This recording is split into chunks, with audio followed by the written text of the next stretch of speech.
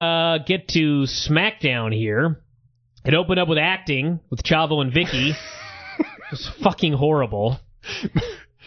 I don't even want to... Some of this stuff I'm just going to skim by because this was just bad. It was excessively horrible, but the one moment to try to sum up the horror of what I witnessed, Chavo, first of all, you recall last week, Chavo was jumped by The Undertaker, and all we saw was The Undertaker's hand choking his throat.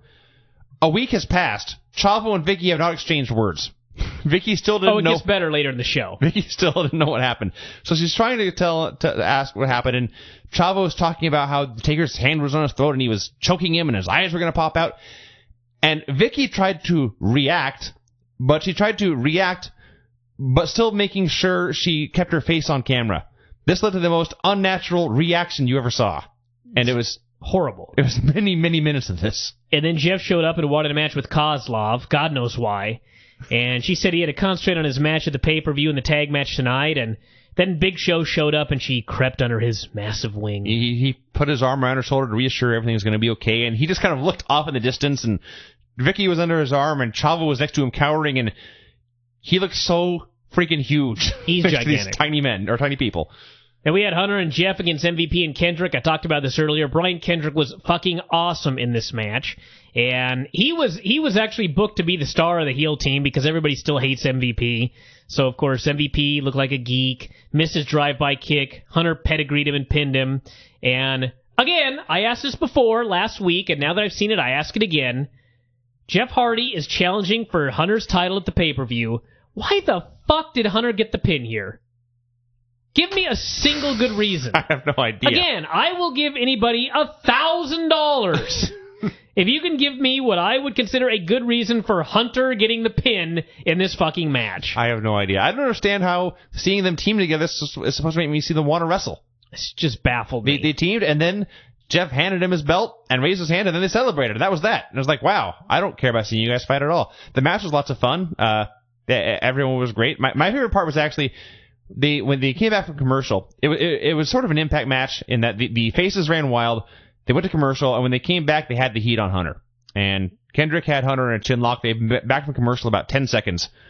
And it was one of those moments where I hear guys calling spots, and I freak out, and I rewind to listen. And Hunter asked the ref, "Are we back from commercial yet?" The ref said yes. Hunter immediately cut Kendrick off and made the hot tag to Jeff.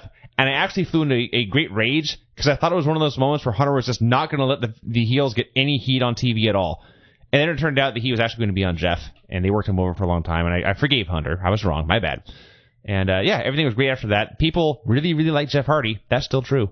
Jim Ross and Taz thanked CW for allowing them the privilege of airing the show for 9 years, and all they could say was they were moving to a new network. They wish them the best in their future endeavors. Shelton came out in street clothes and cut a promo about how he was excellent, buried R-Truth, said he was nothing but smoke and mirrors and a street urchin, and said he was appalled that people danced and said what's up. And anyway, out came the dancing, rapping street urchin, and he ended up getting in the ring, and he got right in Shelton's face and said, "What's up?" And Shelton bailed, and that was the end of the segment, and I thought, do you fuckers know this guy can cut a promo? Truth. He can say more than "what's up," so let him. Jesus. He's quite good at it, in fact, yes. And the ironic part is, Shelton can't, and yet they let him. And he came out, he droned in a monotone, he said he had nothing interesting to say, and he said it in a very uninteresting manner. "I'm the U.S. champion. I am the gold standard. I set the standards around here." And I was just miserable. And then Truth music came up, and I thought, yes, Truth is here. And by the end of this, I thought, I actually care more about this match on No Mercy than I'm going to mark out of this match for No Mercy, and here's why. Is this even at the pay-per-view? Yes, I think. All right. It better be, or we're about to waste what I'm going to say, but... I don't even think it's on the show. then this is it. Then this is a complete waste of time. I'm going to assume it's on the show and go with this. No matter who wins the main event, no matter who wins the ladder match, I like both guys, and they're both good wrestlers, so it doesn't make a big difference to me. In this U.S. title match, I'm tired of Shelton. I don't want to see him anymore, and I'm a big fan of the Truth. Therefore, all right, stop talking. I'm going to cheer for Truth. God damn it! Then why was it on the show? Yeah, they're building it up for the next pay-per-view. All right. Well, now I'm excited. I don't care about No Mercy anymore. I'm excited for whatever's next. Freaky Friday or Cyber Tuesday, whatever the hell it's called. We had Maria and Brie Bella against Victoria and Natalia. And this was the match where Brie got tossed outside, and as she was going under the ring, as her torso was under the ring, her torso came out the other side of the ring. Her secret power is that she is 12 feet tall. She's either very long, or she's got a twin. And the announcers basically said, "What the fuck," without saying those exact words. Then they kind of just went on with their lives, and that was that. Yes. And it was awesome. The spoilers said it was a fuck-up that had to be edited out. In fact, it is the perfect next step in the story. Now she needs to go under the ring and immediately come out the far other side. Yes. Or she needs to go under the ring and come out from the curtain by the ramp. Yeah. Or better yet, get chased backstage, go in one door, and immediately come out another door. Like down the hall. Yes. Like way down the hall. Yes. The only way this could get better is if they're actually triplets. And if they are, oh God. The fun that we will have. Now, Jesus. So they were doing everything perfectly, and then she got in the ring and she hit an X Factor. They should have worked the wrestlers. What's that? They should have worked the wrestlers. Like, they shouldn't have even told the workers. This is one time they should have worked the wrestlers. They should have let nobody know that she had a twin. God, this would have been great. So she hit an X Factor and she covered Victoria, and then Victoria kicked out. And so Brie attacked Maria, and Maria hit a move and got the pin. What? I don't know. Why? I don't know. Let's take a call here real quick. Who is this? Caller? Caller? Who are you? Speak. I hear somebody in there. Oh.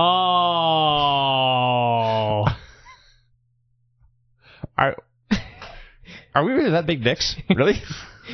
That was sad. It was sad. I guess we're scary. I guess so. Maybe it was a wrong number. I think he called back. Let's try this again. Are you back? Caller? Caller, who's there? Hello. Hey, Yes, hey. What's up? Yeah, hi, this is Matt from Australia. Just ringing up to say hi to you guys. My God, someone from Australia is calling. Good day, Matt. How you doing? Yeah. This is the first call from Australia from you guys, I bet. This- For you guys? Not just on the show, in my life. This is the first call from Australia, in fact. Oh, well, that's a good thing, I'd have to say. That's right. What are you doing over there in Australia? What time is it? It's about 5:30 p.m. here. Good God. Yes. So I take it you haven't seen Raw yet? Have I seen Raw? No, I haven't seen Raw yet. No. Well, that's too We bad. don't get it till tomorrow. Have you gone to any of the WWE shows down there? We got all the shows. Have you gone to any live? Yes, I have. How are they down there? Yeah, they're pretty good. It's a bit expensive, but they always get a packed stadium down here, so it's a really good atmosphere. Well, if they get a packed stadium and they can still make it expensive, then good for them. How many people can they pack in there? Usually around 18,000. Jesus. A lot of people. They should be going there more often. Well, remember They make a killing every time they come out here. Remember the dying days of WCW when they had like months to live, and they did an Australian tour, and it was packed crowds, and they were all really loud and rowdy, and we thought they should move to Australia right now full time. That's right. They didn't, and they died. Now, Matt, how old are you? Were you around in the dying days of WCW? Yeah, I'm 22 years of age, so I lived through nearly all of WCW's dying stages. Do you remember the incident where Hoovy was in Australia and he went crazy and took all his clothes off and ran through a hotel naked? Yes, I do. It was in all the papers over here. It was quite the big deal, actually. Really? Well, what do the papers have to say about it? Just a crazed wrestler on drugs going nuts?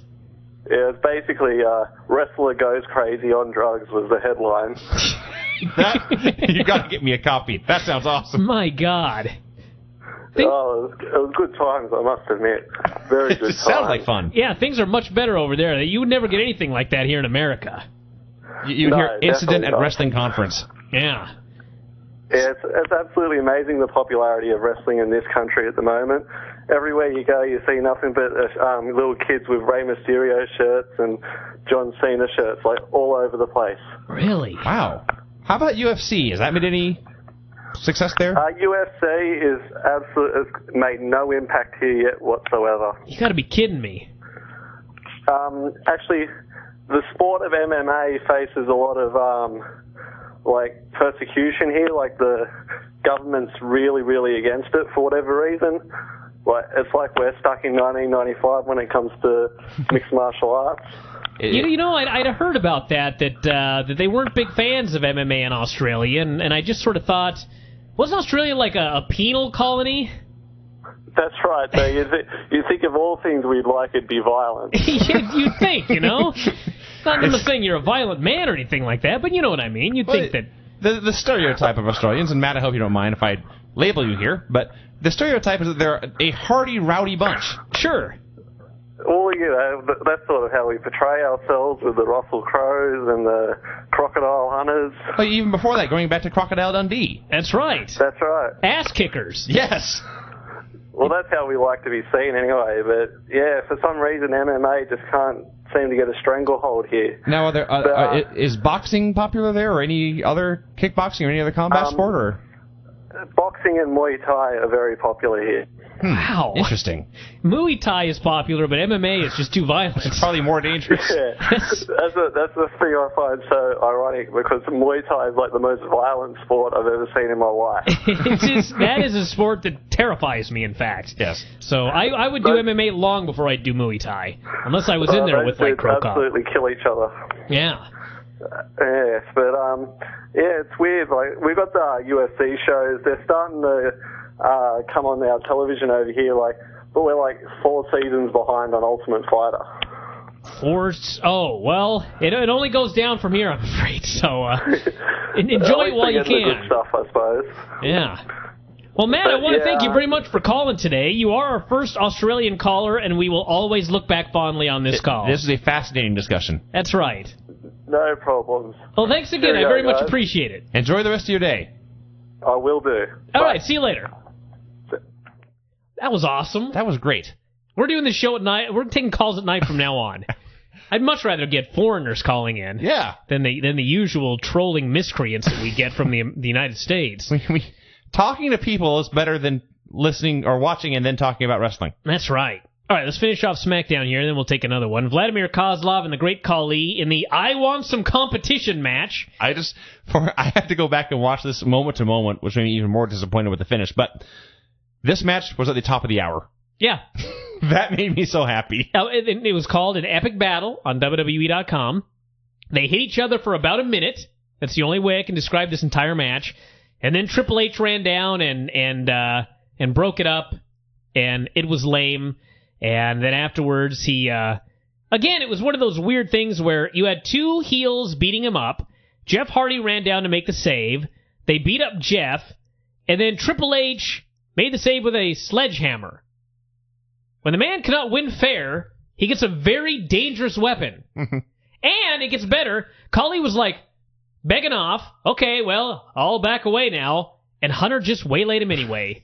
And I thought, what a cock. He's the worst babyface ever. He's so horrible at it. The match itself, for as short as it was, I got one epic moment of horrible wrestling that I will cherish forever, where Vladimir Kozlov did a go behind and did a waist lock. And Khali stood there. And he didn't know what to do. Of course not. And he couldn't, and if he did know what to do, he couldn't do it anyway. And he stood there, he flexed his pecs for a while, and after about 15 seconds, he just threw a back elbow, and there was a long pause while they stared at each other, and then they just started over again. And I thought, that was awesome. And then they brought a little bit, and I must say, Kozlov's selling has improved. Show Vicky and Chavo had a meeting, and Chavo said he had a bad feeling about Undertaker, and Big Show made him watch the footage of him breaking the jaw again, and whole thing was just very poorly acted and lame.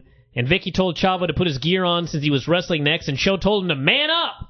So the funny thing was that this show was, I think, head to head with the ROH pay-per-view, so maybe Show was watching it backstage. May have been. And he's a Briscoe fan like the rest of us. Chavo and Jimmy Yang, decent little match thanks to Yang. No heat. Yang missed a moonsault.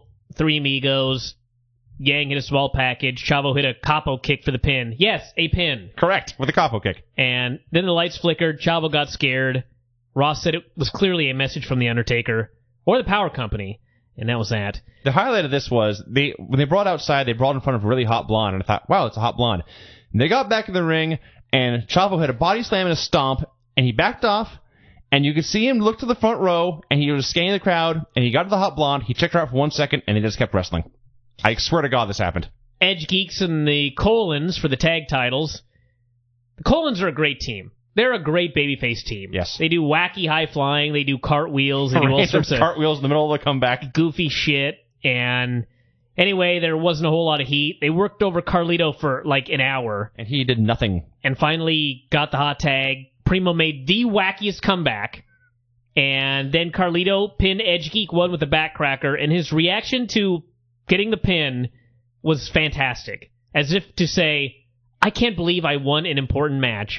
He was just baffled. Like, it just hit him immediately that he had won this match. Yeah. And I like it because they buried the belts last week. But the belts were buried anyway. You know what I mean? Yeah. And they celebrated so big that I think it almost got the belts over a little bit. So this is their first match as a team on the show, and they already are more over than the Edge Geeks have been for after. Wasn't their first match as a team?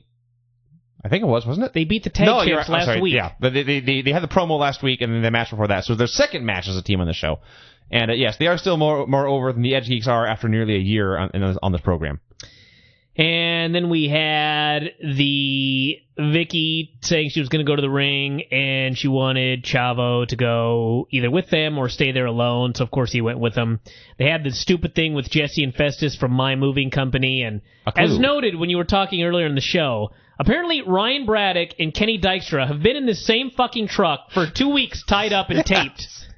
That's awesome. They just keep getting taken from city to city. Yes. I don't know how they eat. Wrapped in duct I have tape. no idea how they piss. I have no idea how they do anything. It doesn't matter. It's funny. They're trapped in this van, and they're pissed off about it. And shaved, by the way. It's not like they have long beards. Yeah. Then Vicky, Awesome. Show, and Chavo came out and demanded Undertaker come out. She cut a big promo, said he'd obliterated Edge, this, that, and the other thing. And then his dong sounded, and when it came back on, Chavo had disappeared from the ring and been teleported. Teleported, mind you, backstage. Right. Now, I don't mean to be a stickler for logic here, but I did in fact just read a book by Michio Kaku that said that at this point teleportation is impossible. The physics Kaku. of the impossible. Kaku, okay. It's impossible. This defied the laws of physics as we currently know it. That's true. Or as we're currently able to do. That is true. So that was bullshit. Perhaps Undertaker's a super scientist. Bullshit. A mad scientist. So then the dong sounded again, and Undertaker was mad. Oh, she sent Big Show to go make the save, which was, of course, stupid. And then the dong sounded again, and he teleported again to the ring. Bullshit. And then Vicky was able to escape, so he tombstoned her ass back into the wheelchair, and that was that. I enjoyed this show. This was a much better SmackDown than usual, and it was better than Raw this week. So, thumbs up to SmackDown. Okay, then. Now, you didn't like it? Not as much as you did. I didn't hate it. You need to go back for your SmackDown notes for the past 4 weeks. Maybe I do. This was a phenomenal show compared to that shit that we saw the last 4 weeks.